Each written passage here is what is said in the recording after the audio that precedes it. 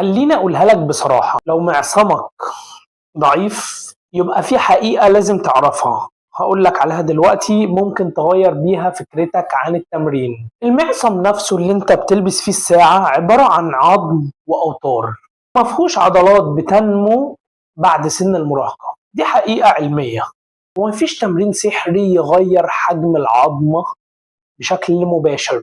بس يجي هنا حاجة مهمة، العضلات اللي فوق المعصم على طول اللي هي عضلات الساعد، دي عضلات بتستجيب للتمرين بشكل رهيب، ودي طبعا لما بتكبر بتدي خداع بصري كبير جدا، فبتبين المعصم الرفيع او النحيف يبان عريض ويبان اكبر.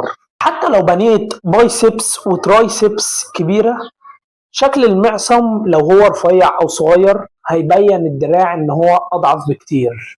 فانت هنا واجب عليك ان انت تبني الساعد من المنطقة اللي هي قريبة من المعصم.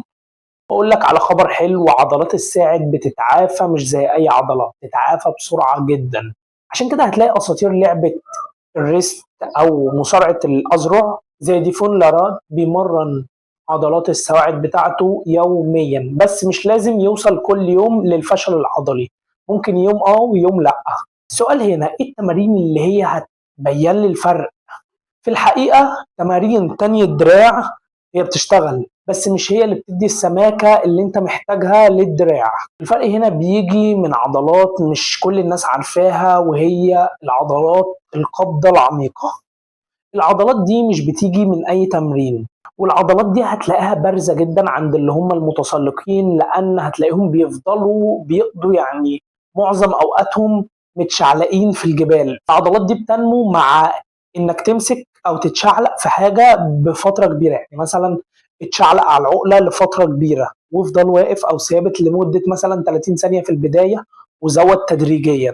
التمرين ده طبعا هيخلي العضلات اللي احنا محتاجينها او اللي احنا عايزين نستهدفها دايما متوترة، وده طبعا هيعكس على حجم العضلة بشكل ملحوظ.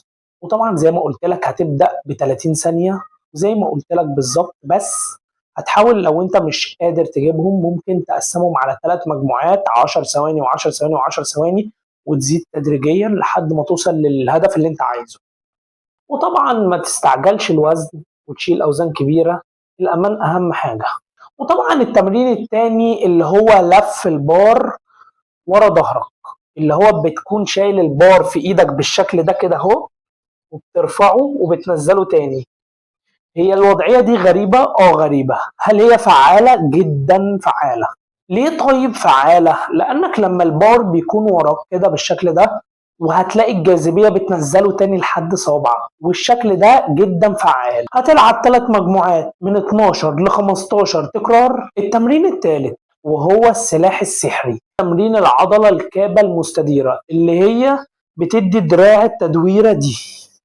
مصارعين الأذرع بيعتمدوا عليها بشكل كلي لأنها بتدي شكل جامد للدراع من فوق طبعا، وهي طبعا بتخلي المعصم متحدد مش شكله ضعيف زي أي حد. هتمسك طبعا دمبل خفيف وهترفع بالشكل ده وهتنزل تاني بالراحة من 15 ل 20 عدة لكل ايد.